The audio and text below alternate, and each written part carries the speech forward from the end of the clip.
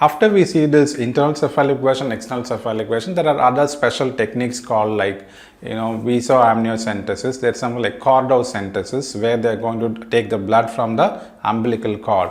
This umbilical cord is nothing but it has 2 arteries and 1 veins, where there is only complete blood supply to the nourishing embryo, which is a fetus here.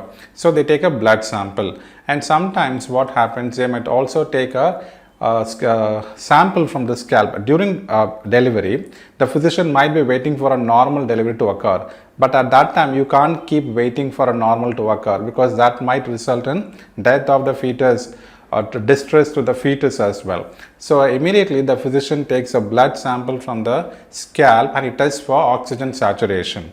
If the oxygen saturation is at permissible limit, they can still wait for normal delivery to occur. Otherwise, they'll have to go for cesarean section. So we have various other procedures called like fetal shunt or maternal shunt, or isotonic infusion.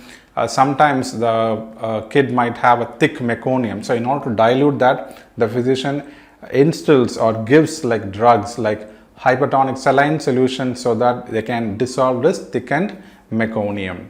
In case of bladder outlet obstruction, the fluid in the fetus may not drain outwards properly. In that case, they might place a shunt so that it comes out into the amniotic cavity. So these are some of the specialized tests like fetal contraction test and non-stress, a stress test and a non-stress test. In a stress test, they are going to induce some kind of a test, say like tapping the abdomen, so that they induce some kind of a stress, and they will monitor the pressure in the heart steady and how the fetus is reacting and all that. So these are the typical specialized studies. We also have like GIFT, gamete intrafallopian tube transfer, ZIFT, and intrauterine, it's like IVF lab test, in vitro fertilization. So we all have separate codes for all of that.